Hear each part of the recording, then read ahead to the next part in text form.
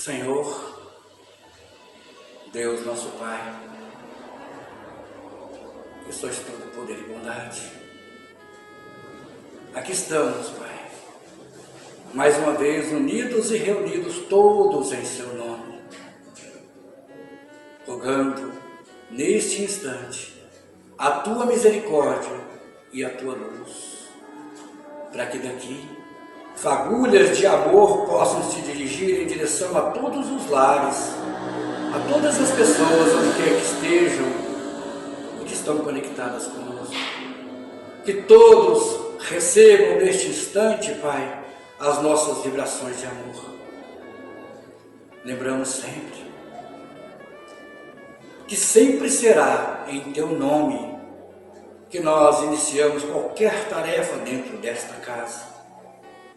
E hoje, uma vez mais, em Teu nome, Pai, nós iniciaremos mais uma tarefa, contando, como sempre, com a ajuda, com a inspiração dos benfeitores amigos. Permita ainda, Senhor, que todas as pessoas que estiverem aí nos seus lares, preocupados, angustiados, aflitos, seja qual for o motivo, que possam aliviar os seus corações com a nossa prece, com o nosso trabalho. Sintam-se em paz, confiem na providência divina, confiem em Jesus, entregue-se a essa tarefa, que Deus não vai falhar com nenhum de nós. Tenho certeza que nenhum de nós pegaremos essa doença ou esse vírus, o que quer que seja. Tenho certeza que todos nós sairemos dessa pandemia sem nenhuma sequela, sem nenhuma dificuldade, porque Deus é conosco, Deus nos ampara a todos e vai continuar com todos nós. Que tenhamos então uma boa tarefa, que todos sejamos inspirados e que Deus ilumine cada um de vocês, hoje e sempre, que assim seja.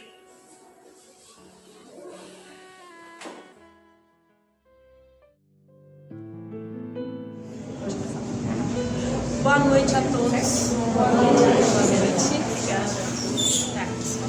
E antes eu quero desejar a todos um bom ano, para que todos tenham neste ano muita esperança, muita saúde, à disposição para o trabalho renovado e que nós possamos enfrentar essas vicissitudes e as diversidades que, por certo, estarão aí para nos provarmos e para nos fortalecermos também, né, a todos nós. E com Jesus, com certeza, com Deus no comando, todos nós sairemos vencedores, né? Tudo podemos naquele que nos fortalece. E hoje nós vamos então falar do sacrifício de mulher. Uma história muito bonita também, muito aprendizado, muito ensinamento para nós, como toda a trajetória do livro e toda a história de André Luiz, nós aprendemos muito até aqui. Então vamos lá. Um ano se passou em trabalhos construtivos, com imensa alegria para mim. Aprendera a ser útil, encontrara o prazer do serviço, experimentando crescente júbilo e confiança. Até ali não voltara ao lar terrestre, apesar do imenso desejo que me espicaçava o coração. Às vezes, intentava pedir concessões nesse particular, mas alguma coisa me tolhia. Não recebera auxílio adequado, não contava ali com o carinho e apreço de todos os companheiros. Reconhecia, portanto, que se houvesse proveito, de há muito teria sido encaminhado ao velho ambiente doméstico. Cumpria, pois, aguardar a palavra de ordem. Além disso, não obstante desdobrar atividades na regeneração, o ministro Clarencio continuava a responsabilizar-se pela minha permanência na colônia.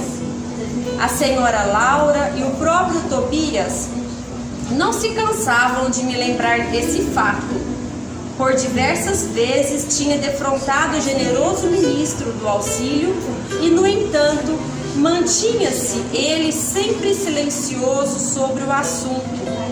Então, até aqui, André Luiz está narrando aquele desejo que ele sempre teve de retornar ao seu lar. Até então ele ainda não visitou a Zélia, sua esposa, os seus filhos, tem muita saudade do lar, ele sempre fala na saudade, como será que estão meus filhinhos, a minha adorada Zélia, minha esposa amada. Mas até o momento não foi permitido que ele fizesse essa visita ao seu lar terrestre. E ele se questiona, será que ele não está aproveitando bem os ensinamentos? Será que os companheiros que ele fez ali, que o trabalho edificante que ele tem aprendido não está sendo o suficiente para mantê-lo ali na colônia, sem esses desejos de ter que vir à terra visitar seus familiares? Então ele se coloca nessas indagações, como nós mesmos às vezes nos colocamos também. Porque será que meus familiares ainda não mandaram uma mensagem psicografada? Por que será que eu não sonho com um determinado familiar desencarnado? Será que ele não tem o merecimento de vir? Será que ele não está em condições de nos mandar uma mensagem? Ou de nos encontrar durante o sono físico, a emancipação da nossa alma? Então, algumas indagações nós também temos, assim como André Luiz também tinha. E ele sempre trabalhando, e até o momento não havia descansado. E nesse momento ele se coloca a pensar: poxa vida, trabalhei muito até agora, não descansei, mas quando será que eu vou ter esta oportunidade de visitar os meus familiares?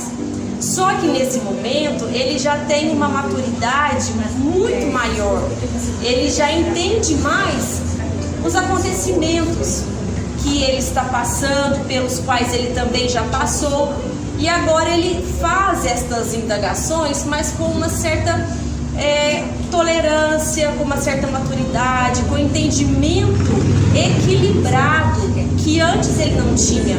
Antes ele ia falar com o ministro, ele ficava na fila para conversar com todo mundo, querendo uma resposta. Agora não, agora ele já serenou o coração. Todo o trabalho que ele vem fazendo de ouvir os enfermos, de auxiliar os enfermos, tem trabalhado ainda mais esse lado humano dele, né? Esse lado moral que ele precisa desenvolver. E é o que o livro todo vem nos mostrando, esse amadurecimento moral de André Luiz.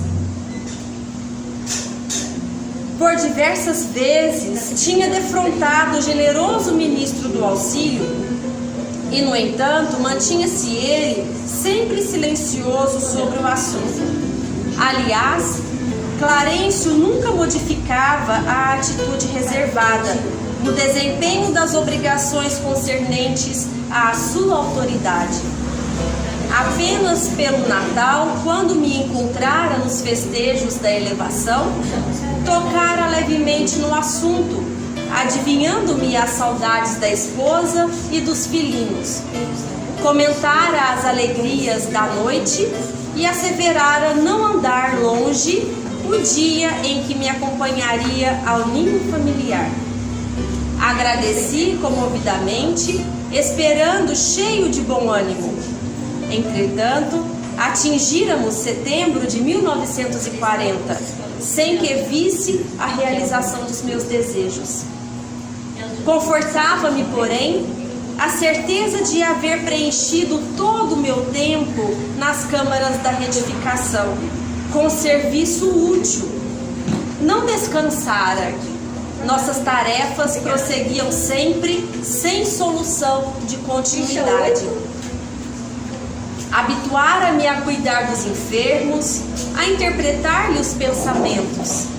Não perdia de vista a pobre Elisa, encaminhando-a de maneira indireta a melhores tentames.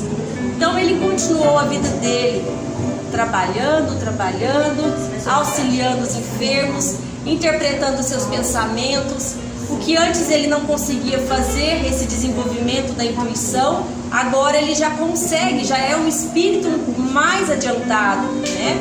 Ainda com seus erros, com seus vícios morais, porque vez ou outra ele cai em alguns pensamentos, cai em alguns comentários, mas logo se recompõe, logo ele entende que ele precisa melhorar o seu padrão vibratório e está sempre buscando conhecimento. E ele está acompanhando Elisa.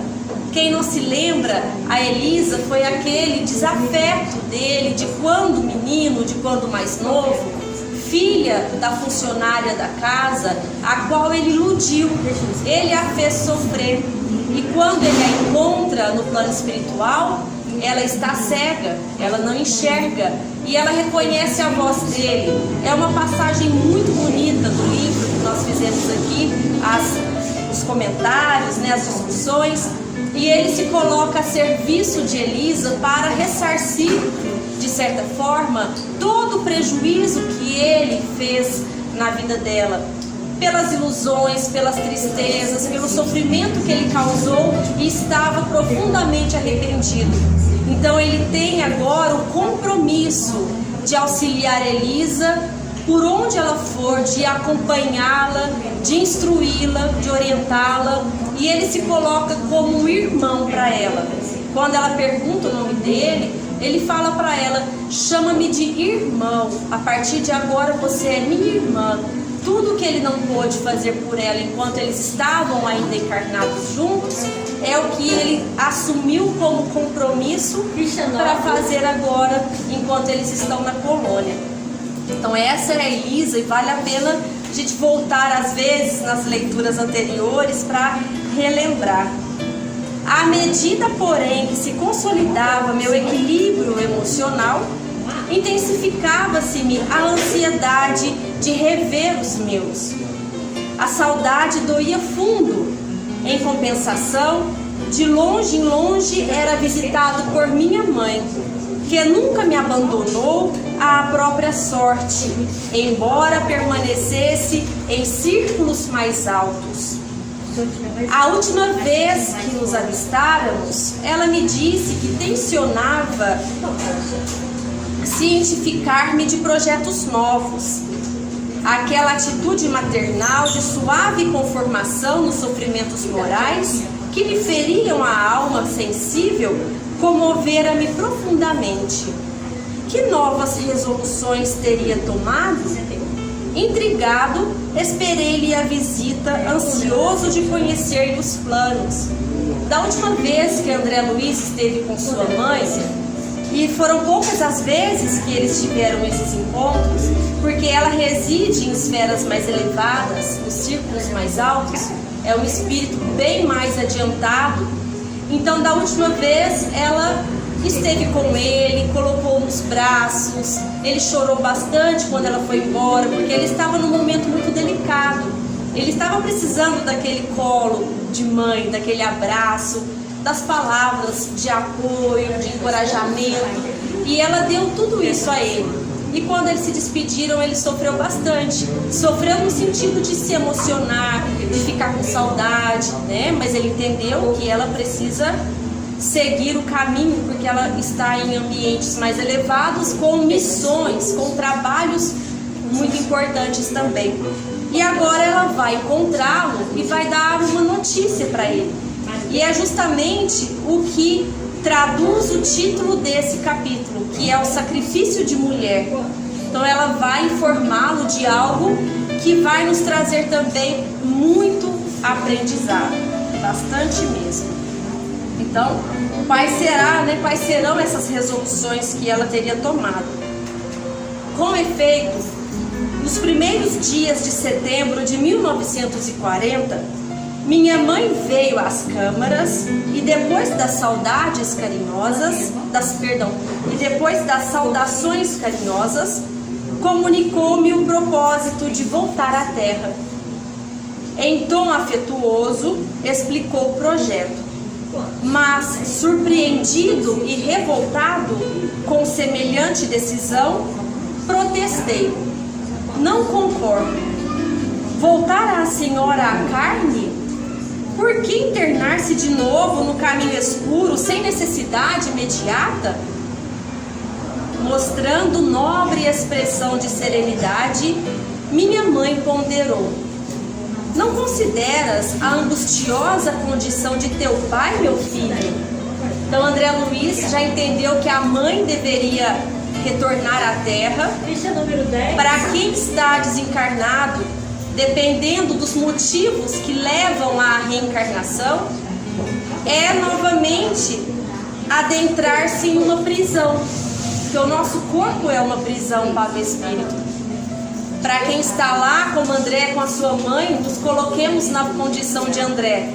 Após muitos anos que ele estava já na colônia, reencontrou com sua mãe, não queria largá-la mais.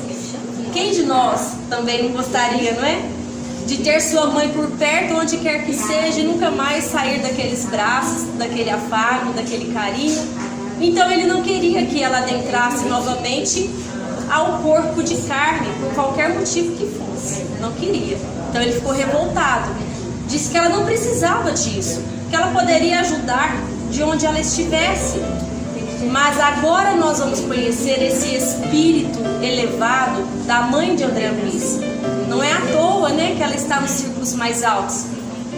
Pela sua abnegação, pelo seu desapego, pelo amor fraterno, pelo amor de irmã, e não pelo amor de mulher, pelo amor de mãe.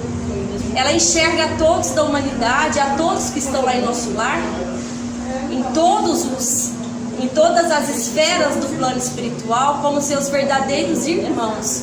Então ela vai dar agora uma lição para ele, porque ele fala aqui, ela fala, né? Não consideras a angustiosa condição de teu pai, meu filho, que o pai dele está a um passo do abismo, das trevas, as quais nós lemos algumas 3 semanas, 4 talvez, que nós já fizemos essa leitura das trevas, do abismo, das diversas esferas do plano espiritual, dos umbrais, né, mais profundos, superficiais, Então, ele está numa condição angustiosa e ela não pode vê-lo dessa forma. Que é o pai de seus filhos, que foi um homem que ela amou, que ela ama agora como irmã, não mais como homem e mulher. Há muitos anos trabalho para reerguê-lo e meus esforços têm sido improfícuos. Laerte é hoje um cético de coração envenenado. Laerte é o pai de André Luiz. Não poderia persistir em semelhante posição sob pena de mergulhar em abismos mais profundos. Que fazer, André? Terias coragem de revê-lo em tal situação, esquivando-te ao socorro justo? Vendo o pai nessa situação, será que ele teria coragem de se esquivar, fingir que não é com ele, fingir que não conhece, não estou vendo, e deixá-lo cair no precipício? São indagações que nós podemos nos fazer também, até mesmo com os nossos entes mais próximos. Às vezes abrirmos mãos do nosso julgamento, do preconceito e abraçar a causa, porque é o irmão que necessita de ajuda. Não, respondi impressionado. Trabalharia por auxiliá-lo, mas a senhora poderá ajudá-lo mesmo daqui. Então ele entende tudo que ela fala, mas ele ainda bate o pé. A senhora pode fazer tudo daqui, não precisa descer, não precisa ir para a terra. Não duvido, ela respondeu para ele. No entanto, os espíritos que amam verdadeiramente não se limitam a estender as mãos de longe. Eu achei essa frase aqui tão forte que até grifei, porque ela fala: os espíritos que amam de verdade não se limita a ajudar de longe. Estender a mão de longe, a pessoa pode não conseguir segurar na nossa mão. É de perto que nós temos que dar o auxílio. É junto com aquele ali que está precisando, porque de longe não vai ter o mesmo efeito, pode não chegar até ele a ajuda. De que nos valeria toda a riqueza material Se não pudéssemos estendê-la aos entes amados, poderíamos acaso residir num palácio, relegando os filhinhos à intempérie? Não posso ficar à distância, já que poderei contar contigo aqui. Doravante reunir-me-ei a Luísa, a fim de auxiliar teu pai a reencontrar o caminho certo. Então ela não pode ficar longe, ajudando de longe, e ele lá a um passo de cair no precipício, no abismo. Quem não se lembra dos primeiros capítulos, nós já falamos do Laerte também. Ele foi um marido infiel que teve 2 amantes, e essas amantes que foram motivo de várias dissensões no lar, elas agora são vampirizadoras de Laerte. Estão juntos no plano espiritual, nos umbrais mais profundos dessas esferas mais grotescas, que são as trevas, próximas já ao abismo, que é o último nível, e elas vampirizam Laerte, sugam as suas energias. Então ele já está totalmente exaurido, quase entregue àquelas perseguições mentais, àquela exaustão mental que elas fazem com ele.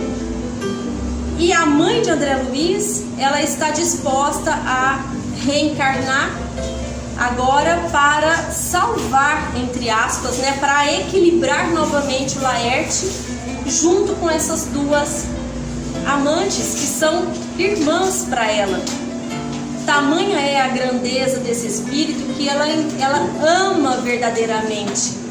O nível em que ela se encontra, ela tem amor verdadeiro por ele e por elas também.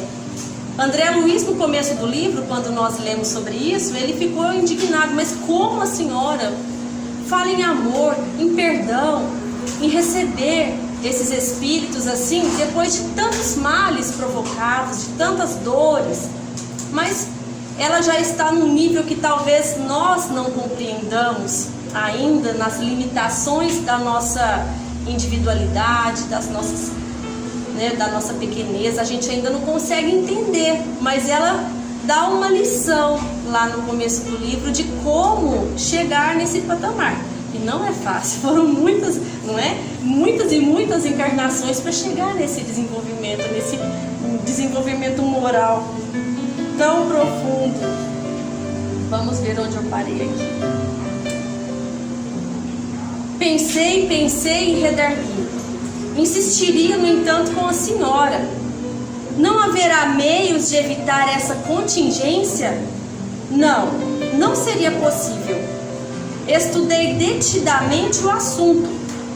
Meus superiores hierárquicos foram acordes no conselho.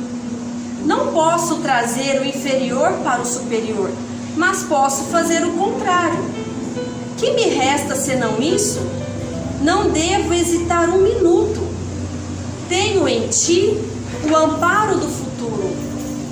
Não te percas, meu filho, e auxilia tua mãe, quando puderes transitar entre as esferas que nos separam da crosta. Entre mentes, zela por tuas irmãs, que talvez ainda se encontrem nas sombras do umbral, em trabalho ativo de purgação. Estarei novamente no mundo em breves dias, onde me encontrarei com Laerte para os serviços que o Pai nos confiar. Então, de nada vai adiantar, mas ela tem André Luiz no plano espiritual.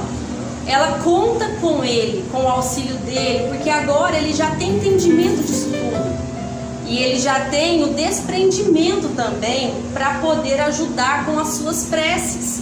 Não só o trabalho útil nas câmeras de retificação, mas as suas preces também são muito edificantes. Lembrando que foi pela prece que ele conseguiu sair do umbral. E lembrando que os espíritos mais elevados já haviam visitado por várias vezes André Luiz no umbral. Mas, como ela diz aqui, o superior vai ao inferior. Então toda aquela legião de espíritos amigos, benfeitores, por intermédio dela, de sua mãe, visitavam André Luiz frequentemente, mas ele ainda não estava numa sintonia, num padrão vibratório capaz de perceber a presença desses irmãos. Foi pela prece que ele descortinou os seus olhos, a sua vista, e conseguiu enxergar Clarencio com Lísias e toda aquela equipe que já estava lá para socorrê-lo. Então o inferior não vai ao superior, mas o contrário pode acontecer, e sem que eles sejam percebidos, porque a névoa que se faz no olhar daquele que ainda está mergulhado na escuridão impede que ele enxergue a luz. Por isso que ele não enxergava, e tantos outros irmãos ali não enxergavam o que ele estava vendo no momento daquela prece tão bonita que ele fez. Mas indaguei, como se encontra ele com a Senhora em espírito? Ele quer saber como o pai dele se encontra com a mãe, né? Se é em espírito, de que maneira que eles se encontram. Como que ela sabe que ela tem que reencarnar em breve? Em poucos dias ela precisa ir para a Terra, porque ele também irá. E eles têm que se encontrar. De alguma forma, é uma reencarnação já planejada. Os superiores hierárquicos dela, conforme ela disse, já estão de acordo. Já entenderam que essa é a melhor forma para que ela resgate esse irmão das garras das vampirizadoras. E essas que são as vampirizadoras, essas duas, elas reencarnarão também. Estou dando spoiler aqui do livro já, porque não vai dar tempo de eu chegar nessa parte. Eu acho isso fantástico, essa parte é fantástica. Elas reencarnarão como filhas da mãe de André Luiz. Olha que grandeza, não é? Que desprendimento, que humildade, que sabedoria.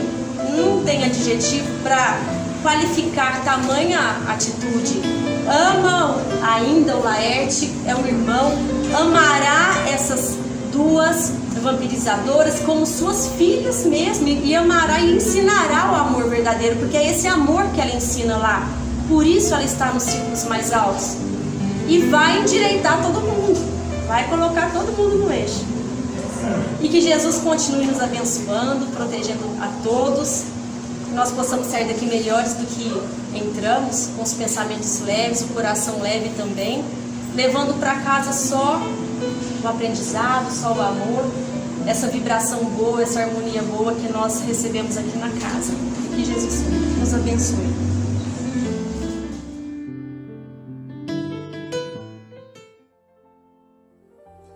Gostaria de cumprimentar a todos, agradecer mais uma vez por estar aqui presente nessa casa, agradecer aos organizadores da tarefa por mais este convite. Acredito que todos aqui já devem ter ouvido falar daquela parábola, né, que dois homens subiam ao templo para orar, um fariseu, o outro publicano. O fariseu de braços levantados dizia de voz alta: agradeço, meu Deus, por não ser igual aos ladrões. Agradeço, meu Deus, por não ser igual às pessoas que cometem adultério. Enquanto o publicano, que mal se atrevia a olhar para o alto, disse essa pequena frase: Pai, tenha misericórdia de mim, porque sou pecador. Essa prece rasgou o infinito e chegou ao seu objetivo, porque ele se recolheu ao seu íntimo, foi verdadeiro com o nosso Pai. Mas também dizemos aqui da primeira coisa a ser feita no dia. E a última coisa do dia que devemos fazer também antes do sono, também é fazer a prece. Porque o que dorme é o corpo e o espírito fica livre.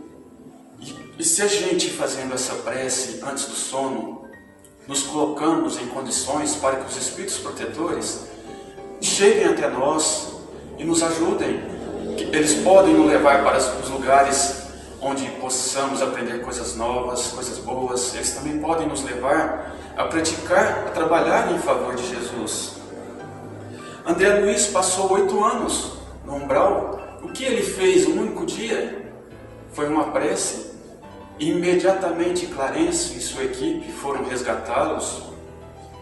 Jesus, antes de ser traído por Judas, disse aos discípulos no Monte das Oliveiras 3 vezes: orai e vigiai.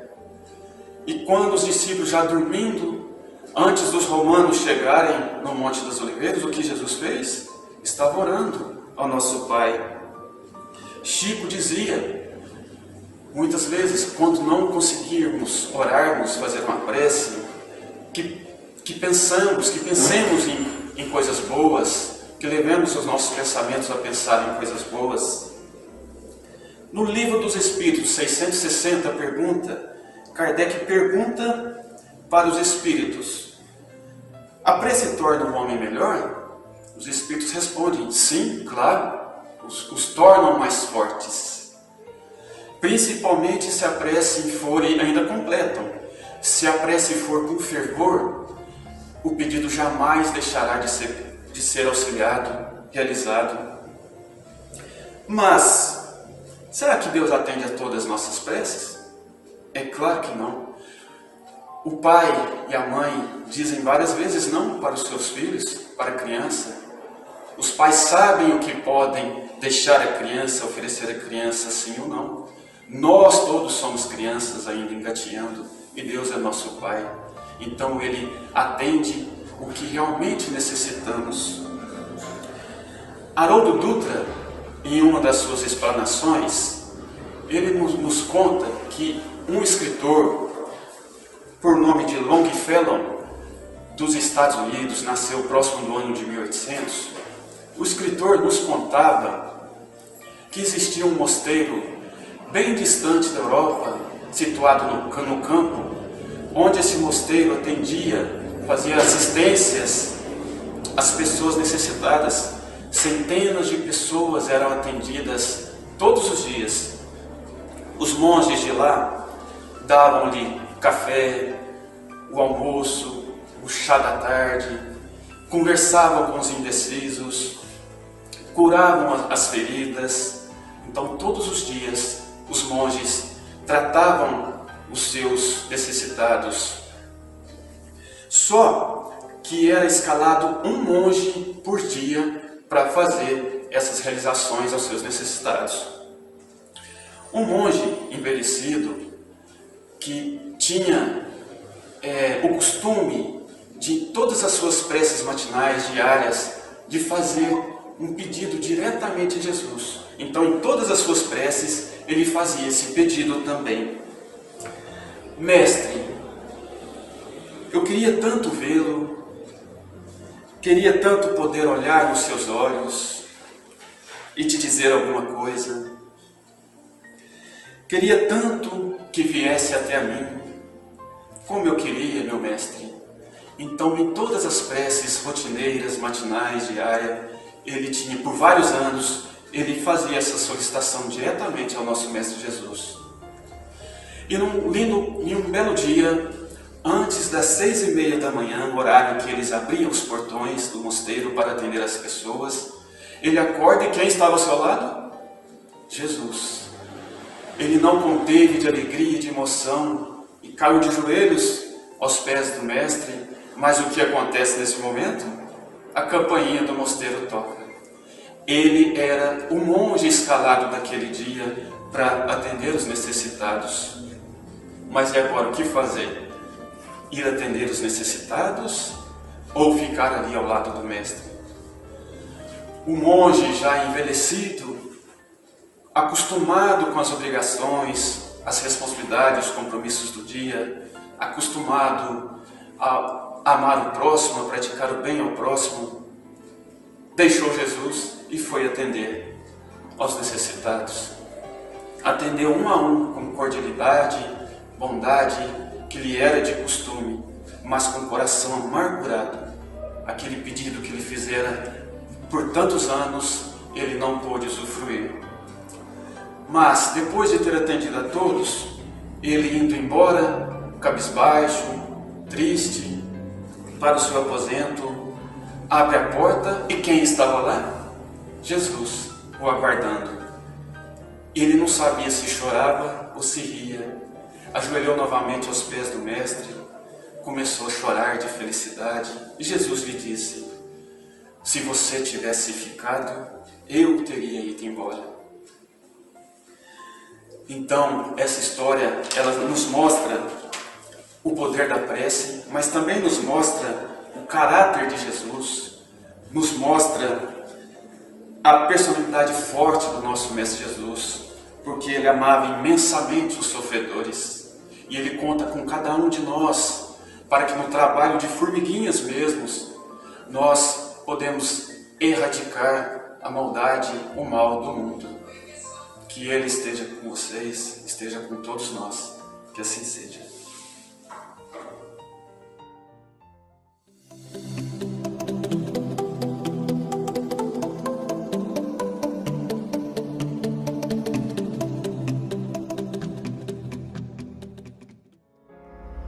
Olá, estamos aqui mais uma vez com a evangelização infantil do SECA para mais uma apresentação, uma história. E hoje nós vamos ouvir a história do cego de Jericó.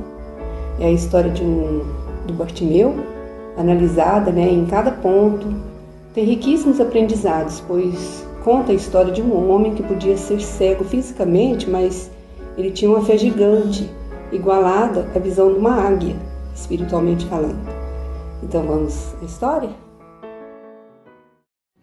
Perto de uma cidade chamada Jericó, existia um homem que costumava ficar sentado pedindo esmolas.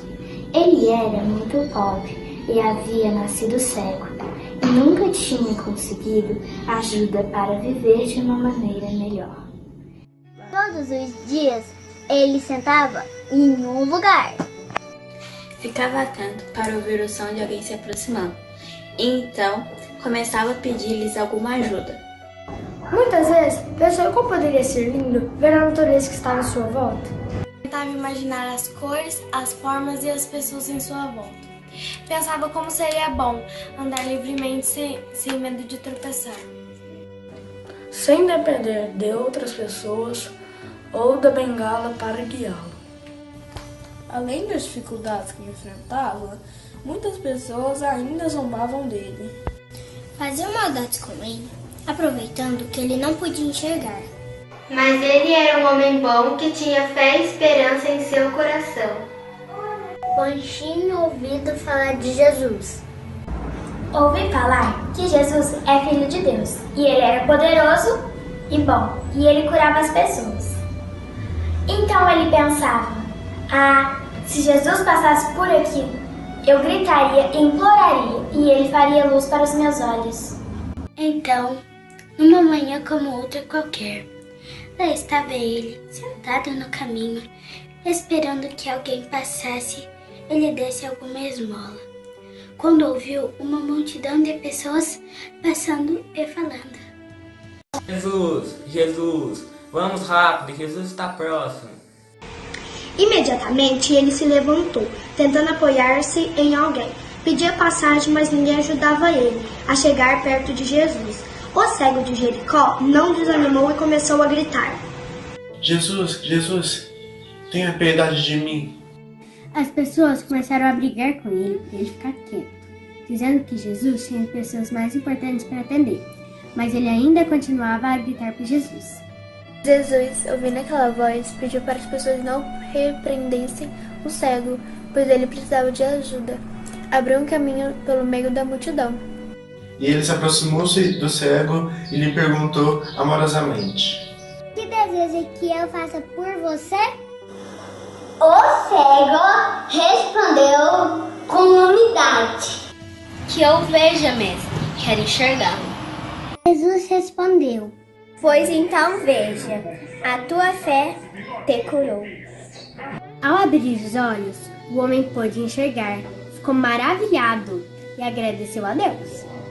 E a Jesus, pelo amor e misericórdia para com ele. E o seguiu juntamente com a multidão. para aproveitar a alegria de estar junto com o Mestre. E aprendendo as maravilhas que Jesus ia ensinando pelo caminho. É indispensável marchar nas pegadas de Cristo, nos melhorando a cada dia. Existem situações em nossas vidas que nos colocamos junto ao caminho. Estamos no canto e sem visão de coisas futuras. Porém, não podemos perder nossas esperanças, acreditando sempre que Jesus tem feito algo em nossas vidas. Sendo assim, jamais podemos desistir.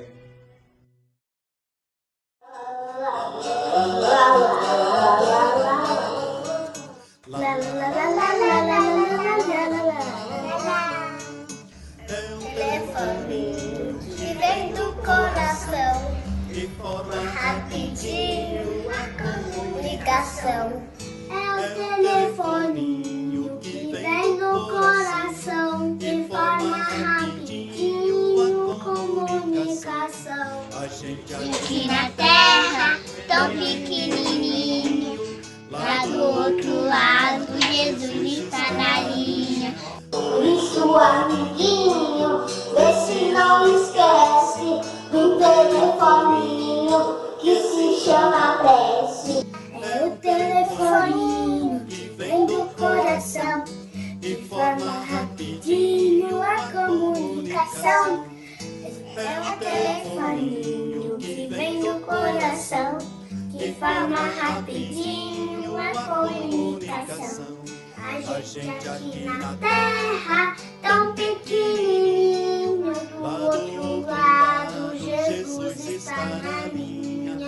Sua amiguinha, vê se não esquece do telefoninho que se chama prece. Do telefoninho que se chama prece. Do telefoninho que se chama peste. É o telefoninho que se chama peste. Tchau! Tchau! Beijo! Beijo! Tchau, amiguinho!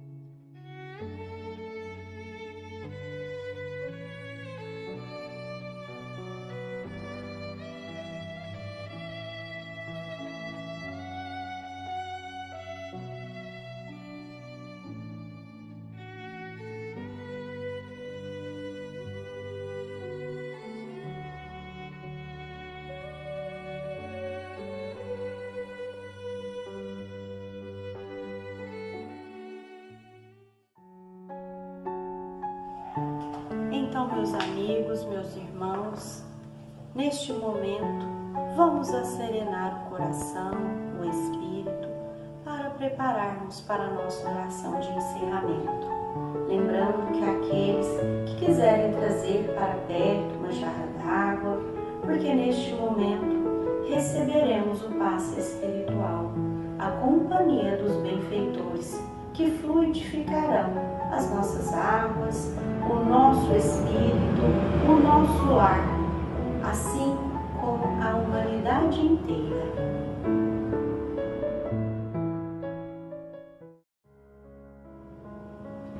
Pai amado, bondoso Mestre, obrigada por esta noite abençoada, por tudo que aqui aprendemos, com cada um que aqui passamos. Que neste momento possamos estar ligados, interagindo com Jesus, nosso irmão maior, e principalmente com tudo que foi falado, colocarmos a nossa fé em prática, juntamente de mãos dadas com este irmão grandioso que lidera toda a nossa humanidade. Obrigada, Senhor, pelo início da semana, por tudo aquilo que teremos para aprender. Que tenhamos uma semana abençoada e amparada por nossos guardiões. Que sejamos mais firmes na nossa fé, mas firmes na confiança em Deus. E que cada um entregue a este momento para receber o passe espiritual, acalmando os nossos corações, iluminando os nossos pensamentos, reenergizando a nossa boa vontade, o nosso bom ânimo. Que Deus, nosso Pai maior, abençoe a cada um de nós que aqui neste momento estamos reunidos e todos aqueles que fazem parte da nossa jornada. Esteja conosco, Senhor, hoje e sempre, que assim seja. When you're down and troubled and you need some love and care and nothing is going right.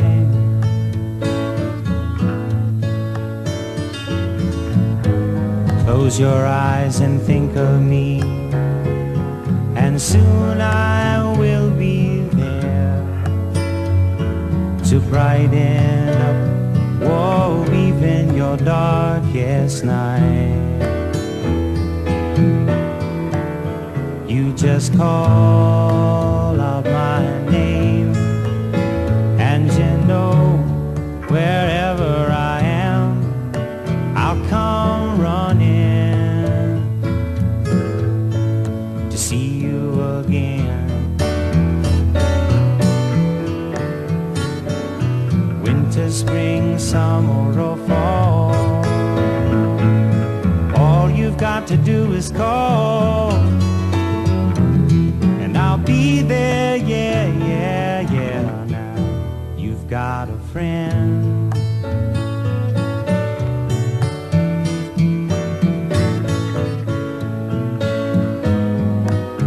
If the sky above you should grow dark and full of cloud, and that old north wind should begin to blow,